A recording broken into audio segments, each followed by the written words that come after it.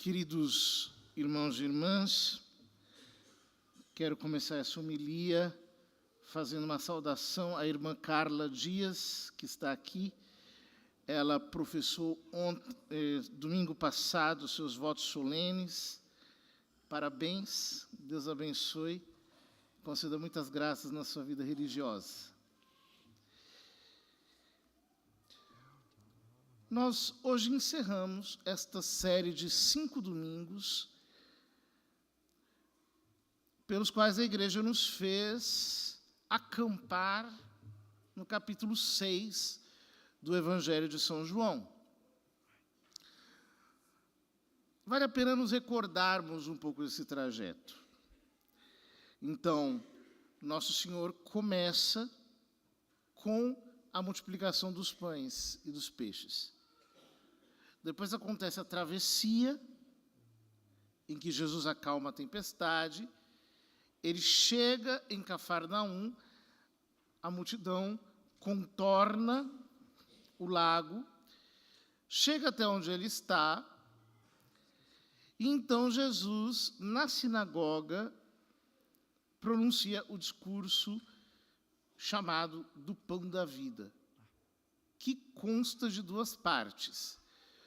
Na primeira parte, Jesus se apresenta como o Pão da Vida. E na segunda parte, que seria correspondente ao domingo passado, mas que nós também lemos no domingo anterior, Jesus diz que a sua carne é verdadeira comida, o seu sangue é verdadeira bebida.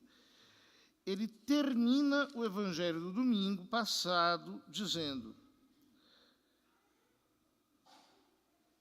como o Pai que vive em mim, quem come minha carne e bebe meu sangue, permanece em mim e eu nele.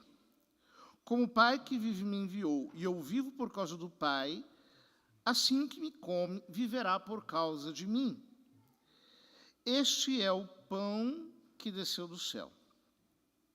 Não é como aquele que vossos pais comeram, eles morreram. Aquele que come este pão viverá para sempre. Então, começa o evangelho de hoje.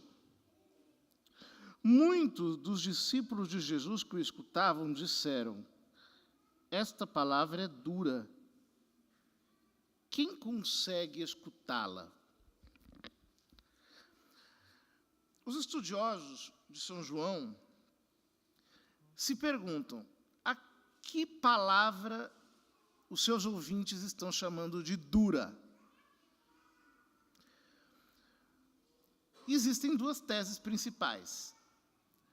A primeira é aquela que diz que, a partir do versículo 51 até o versículo 58, nós estamos lidando com um texto de redação um pouco posterior, em que, portanto, essas palavras se refeririam à primeira parte do discurso, aquela em que Jesus se apresenta como o pão da vida, em que ele exige a fé completa nele, a fé total nele. Outros não, outros dizem que essa expressão dos discípulos, de chamar a sua palavra de dura, se refere ao fato de que ele disse que daria a sua carne como alimento. E como há uma interdição no livro do Levítico a que se coma qualquer carne impura, que se beba qualquer sangue, o sangue em si mesmo é impuro, então eles teriam ficado assombrados com aquilo. E, portanto, teriam se escandalizado. Como assim comer a sua carne? Que coisa mais abusiva, mais estranha. O que ele está querendo dizer com isso? Bom, em ambos os casos, sabendo que seus discípulos estavam murmurando, por causa disso mesmo, Jesus perguntou: isto vos escandaliza? E quando virdes o Filho do Homem subindo para onde estava antes? é muito interessante esta frase de Nosso Senhor. Em primeiro lugar, isto vos escandaliza, e quando virdes o Filho do Homem subindo para onde estava antes. Então vejam, Jesus se apresenta a si mesmo como Filho do Homem. É uma imagem que aparece no livro de Daniel e também aparece no apócrifo muito popular naqueles dias, que era o livro de Enoque, em que o Filho do Homem é uma figura escatológica. É uma figura que diz respeito aos últimos dias. É um ente misterioso que está diante do trono de Deus. Jesus diz, e quando virdes o Filho do Homem subindo? Como assim subindo? A que subida Jesus se refere aqui? A subida da sua ressurreição, da sua glorificação. Mas o mais interessante é o que ele diz na sequência. E quando virdes o Filho do Homem subindo para onde estava antes? Ou seja, aqui ele revela a sua pré-existência, ele revela a sua procedência divina. Ele está dizendo, e quando virdes o Filho do Homem subindo para o lugar que é seu? Nós já tínhamos visto Jesus no capítulo 3 do Evangelho de São João, dizendo a Nicodemos, ninguém sobe ao céu, senão aquele que desce do céu.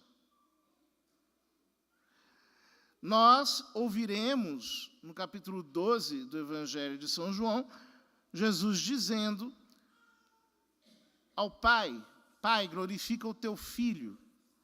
E a voz, com a glória que lhe deste antes da fundação do mundo, e Jesus escuta essa voz do Pai que diz, eu te glorifiquei e glorificarei de novo. E nesse mesmo contexto, Jesus diz, quando eu for elevado da terra, atrairei todos a mim.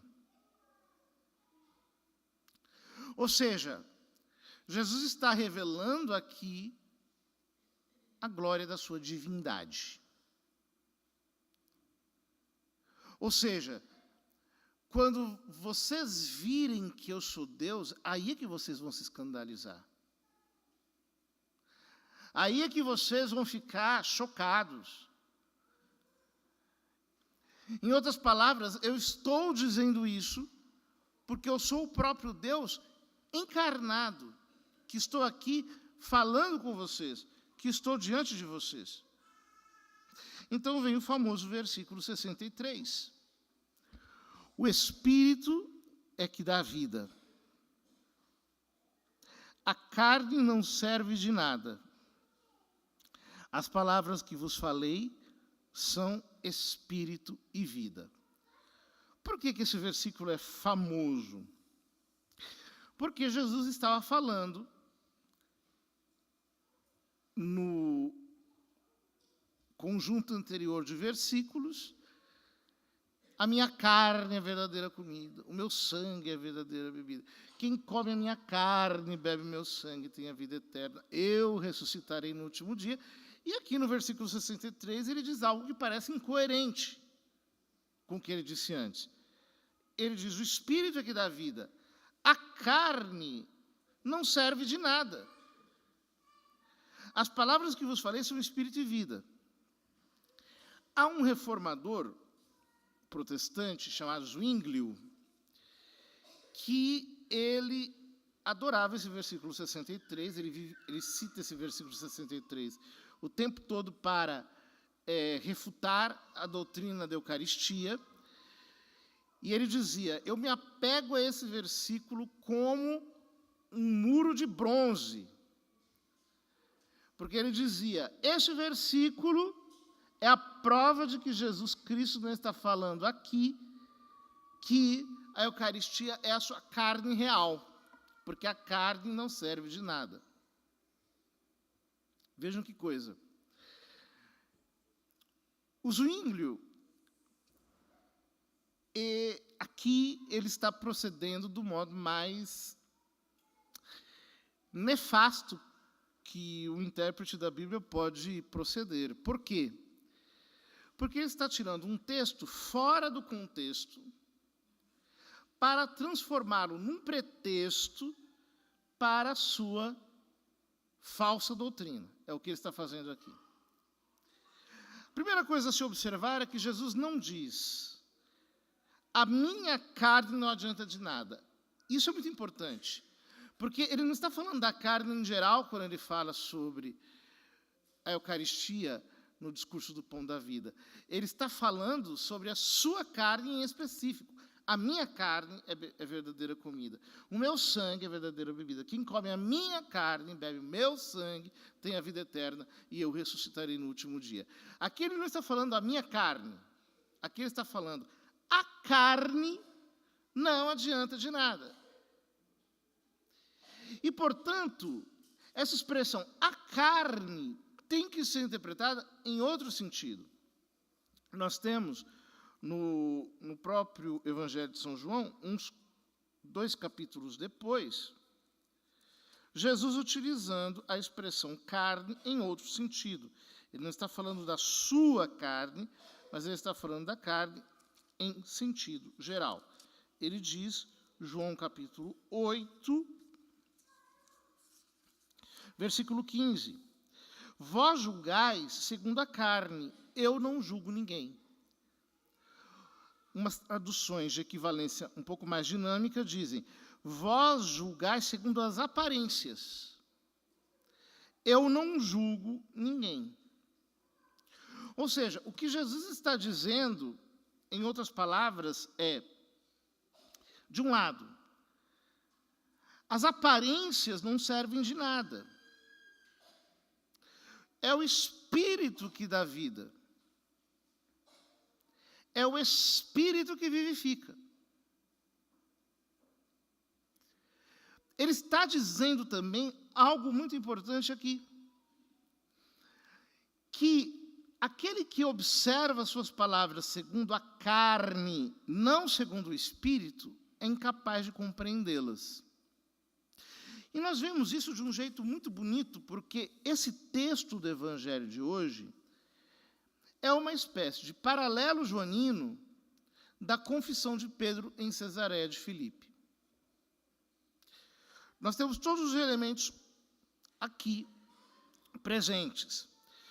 Jesus pergunta aos discípulos, isso vos escandaliza? E quando virdes o Filho do Homem, quereis ir embora? Pedro responde em nome dos discípulos, a que iremos, Senhor? Só tu tens palavras de vida eterna. Tu és o Santo de Deus. Jesus fala da sua paixão. Quando virdes o Filho do Homem ser levantado, ele revela o mistério da sua paixão, a sua carne dada, o seu sangue derramado. E há uma reação final de escândalo, e esse escândalo permanece dentro do grupo dos próprios discípulos. No final do Evangelho, Jesus chama Judas de diabo, assim como no capítulo 16 de São Mateus, Jesus chama Pedro de diabo, quando diz, vai atrás de mim, Satanás, porque não pensa segundo Deus, mas segundo os homens.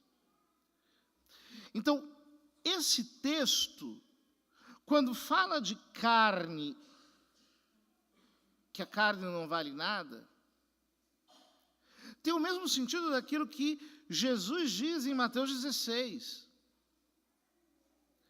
Pedro, não foi a carne e o sangue que te revelaram isso, mas o meu Pai que está nos céus. É o Pai quem revela quem eu sou. Vocês, pela sua própria carne, pela sua própria humanidade, não podem enxergar a revelação de quem eu sou. O Espírito é que dá vida. Vocês não podem obter essa vida sobrenatural, vocês não podem obter essa fé divina da vossa própria carne. O Espírito é que dá vida. a carne não serve de nada. Ele já havia dito a Nicodemos: quem nasce da carne é carne, quem nasce do Espírito é Espírito. É preciso nascer da água e do Espírito Santo. O Espírito é que dá vida, a carne não serve de nada. As palavras que eu vos falei são Espírito e vida. As palavras que eu vos falei. A palavra da fé. A palavra que entra em nosso espírito nos faz conhecer quem é Deus. E Jesus conclui: mas entre vós há alguns que não creem. Jesus sabia desde o início quem eram os que não tinham fé e quem havia de entregá-lo.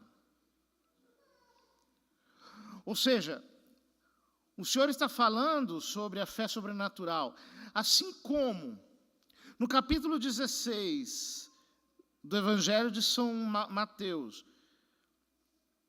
a confissão de fé de Pedro é uma espécie de marco divisório, em que ali acontece a primeira manifestação que divide quem crê de quem não crê.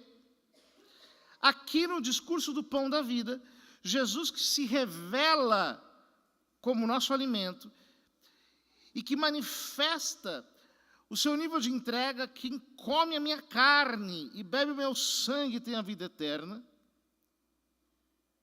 produz uma resposta, que é uma divisão entre quem crê e quem não crê. Eu revelei quem eu sou. Eu revelei o meu nível de entrega por vocês. E aí? Qual é a resposta? Há alguns que não creem. Há alguns que não querem assentir. E acrescentou: é por isso que vos disse, ninguém pode vir a mim, a não ser que lhe seja concedido pelo Pai. Exatamente como diz Jesus no Evangelho de São Mateus, no capítulo 11. Eu te louvo, ó Pai, Senhor do céu e da terra, porque escondeste estas coisas dos sábios e entendidos e as revelaste aos pequeninos. Sim, Pai, porque assim foi do teu agrado. Ninguém conhece o Filho senão o Pai, e ninguém conhece o Pai senão o Filho, e aquele a quem o Filho quiser revelar. Ninguém pode vir a mim, a não ser que lhe seja concedido pelo Pai. É graça, é revelação. Não nasce apenas da iniciativa humana, é dom de Deus. A partir daquele momento, muitos discípulos voltaram atrás e não andavam mais com ele. Muitos discípulos. Depois do discurso do pão da vida, se estabelece uma crise no ministério de Jesus. Muitos discípulos não andam mais com ele. Então Jesus disse aos 12: vós também quereis ir-vos embora? São Pedro respondeu: a quem iremos, Senhor? Tu tens palavras de vida eterna. Nós cremos firmemente e reconhecemos que tu és o Santo de Deus. Essa expressão Santo de Deus, no Velho Testamento, tem a ver com o sacerdote, aquele que é consagrado, aquele que é separado para Deus. Mas também tem a ver com a vítima. O cordeiro que é separado, o cordeiro que precisa ser puro, o cordeiro que não pode ter mancha. Portanto, na boca de Pedro aparece, por inspiração divina, como Jesus acaba de dizer, o mistério do sacrifício do Senhor, que é sacerdote e que é vítima, porque é o Santo de Deus. O texto continua com 2 versículos a mais, que eu não gostaria de deixar de lado. Diz São João: Jesus respondeu: não vos escolhi os 12, contudo um de vós é um diabo. Ele falava de Judas, filho de Simão Iscariotes, pois esse, um dos 12, haveria de entregá-lo. Ou seja, o capítulo 6 de São João termina falando sobre a traição de Judas. Assim como durante a ceia, lá no capítulo 13, o mesmo evangelho de São João vai dizer que Satanás colocou no coração de Judas o propósito de entregar o Senhor. E diz, depois de lhe entregar o bocado, Satanás entrou em Judas. Era noite. Ou seja, esta menção a Judas faz a conexão do relato eucarístico de João 6 com a instituição da Eucaristia. Nós estamos falando, portanto, da Eucaristia mesmo. Todos os elementos estão aqui presentes. Todavia, e aqui eu concluo, nós temos, no final desse capítulo, uma espécie de conclusão sombria. A primeira leitura nos coloca o texto de Josué, que propõe ao povo, a quem vocês querem servir? Aliás, não é Josué que propõe, é Moisés. Não, é Josué sim. Josué que diz, eu e minha família serviremos ao Senhor.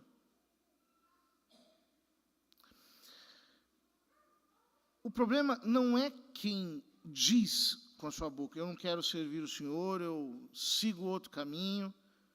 O problema não é quem comete a apostasia destes discípulos que abandonam Jesus. O problema é quem fica dentro do grupo dos 12, mas que por dentro não acreditou. Ou seja, o Evangelho de São João aqui está mostrando as raízes da traição de Judas. Diante do discurso do pão da vida, Judas ficou dentro, estando fora. Ele não acreditou. Ele não se entregou. Isso tudo nos deve fazer pensar, queridos irmãos.